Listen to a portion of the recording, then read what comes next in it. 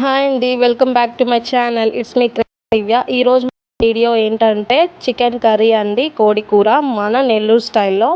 So ఒక బౌల్లో chicken తీసుకొని అది బాగా కడిగేసి దాంట్లో ఒక చిటికెడు పసుపు వేయండి. తర్వాత ఒక చిటికెడు కారం వేయండి. మీకు రైస్ అర్థం కావాలి స్లైడ్స్ నేను ఇస్తాను.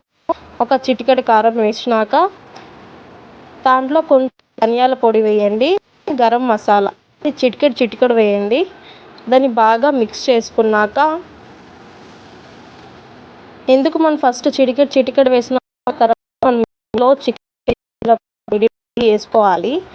దాంట్లో ఇప్పుడు మనము ఒక హాఫ్ కప్ తీసుకోండి, అంటే పెరుగు తీసుకుంటే మన టేస్ట్ బాగుంటుంది. చాలామంది పెరుగు వాడరు, సో పెరుగు వాడితే చాలా టేస్టీగా ఉంటుందన్నమాట. వాటిని మంచిగా మిక్స్ చేసుకొని మ్యాగ్నేట్ చేసుకోవాలి ఒక హాఫ్ అన్ అవర్. ఫ్రిడ్జ్ ఉంటే ఫ్రిడ్జ్లో పెట్టుకోండి, లేకపోతే పక్కనైనా పెట్టుకోండి, పర్వాలేదు.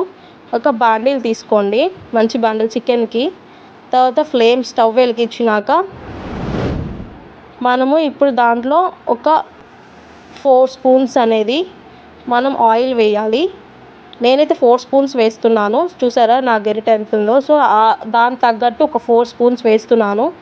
మీ ఇష్టము, మీరు ఎంత ఆయిల్ పడుతుందో వేసుకోండి. అంటే చాలామంది కొంతమంది ఆయిల్ ఎక్కువ తింటారు, కొంతమంది ఆయిల్ కొంచెం తక్కువ తింటారు. సో దాన్ని బట్టి చెప్తున్నాను నేను. మా ఇంట్లో ఆయిల్ ఎక్కువే తింటారు, ఎందుకంటే కొంచెం మన చికెన్ అనేది పైన మనకి ఆయిలీగా ఉంటేనే మనకి తినబుద్ధి అవుతుంది అనమాట. సో దాంట్లో 2 ఆనియన్స్ తీసుకోండి, 2 చిల్లీస్ తీసుకోండి.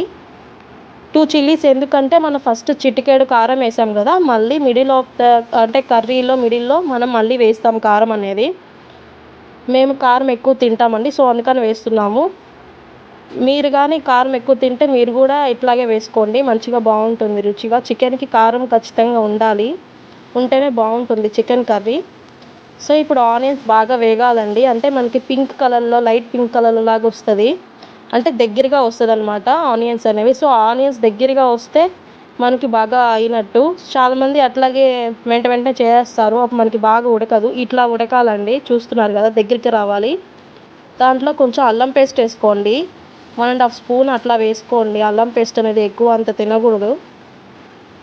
సో మనకి చికెన్కి బెస్ట్ ఫ్లేవర్ ఇదే ఇస్తుంది మనకి, అల్లం పేస్ట్ అనేది.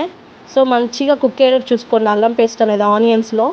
చాలామంది టమోటాలు వేసినాక ఆనియన్స్ వేస్తారు, అలా వేయకూడదండి. చికెన్కి మంచి ఫ్లేవర్ రావాలంటే చాలామంది అన్నీ వేసేస్తే అయిపోతుంది కదా అంటారు, అట్లా కూడా కాదు. ఫస్ట్ దేనికి తగ్గట్టు అది వేయాలి. ఫస్ట్ ఆనియన్స్ వేసుకొని తర్వాత అల్లం పేస్ట్ వేసుకుంటే మనకి మంచిగా చికెన్ అనే ఫ్లేవర్ చాలా బాగుంటుంది. ఇప్పుడు మనం మ్యాగ్నేట్ చేసిన చికెన్ని ఆనియన్స్ మనం వీటి బాండీల్లో వేసేసుకోండి. చాలా బాగా మ్యాగ్నేట్ అయింది కదండి, చూడండి ఎంత బాగా మ్యాగ్నేట్ అయిందో. మ్యాగ్నేట్ చేసుకుంటే దాంట్లో మంచిగా ఏది ఉందంటే మంచిగా మనం చేసిన కారం అవన్నీ దానికి పడతాయి అన్నమాట. సో మనకు ఒక హాఫ్ అన్ అవర్ అట్లాగే ఉంచేసి మూత పెట్టండి. హాఫ్ అన్ అవర్ అయినాక మనం ఇప్పుడు చికెన్ మసాలా, మేమైతే ప్యాకెట్స్ తీసుకోను, ఎందుకంటే నేను బ్యాచిలర్ స్టైల్లో చూపిస్తున్నాను కాబట్టి నేను ఒక ప్యాకెట్ తీసుకున్నానండి. ఇంట్లో చేసిన చికెన్ మసాలా ఇంకా బాగుంటుంది. సో అది మంచిగా గరిటెతో కలిపెట్టుకున్నాక ఒక హాఫ్ అన్ అవర్ అదంతా కుక్ చూడండి ఎంత బాగా గ్రేవీ అనేది దగ్గరగా రావాలి. చికెన్ అంతా దగ్గరగా వస్తేనే చాలా బాగుంటుంది. చూసారు కదా ఆయిల్ వేయడం ద్వారా చికెన్ మనకి ఎంత బాగా షైనీగా కనిపిస్తుందో. మరీ ఆయిల్ అనేది ఎక్కువ కూడా తినొద్దు. ఇదండి మన నెల్లూరు స్టైల్ చికెన్ కర్రీ. మీకు కానీ నచ్చినట్టయితే please subscribe my channel. It's me craze Divya. ఇలాంటి వీడియోస్ మరి ఎన్నో వస్తాయి.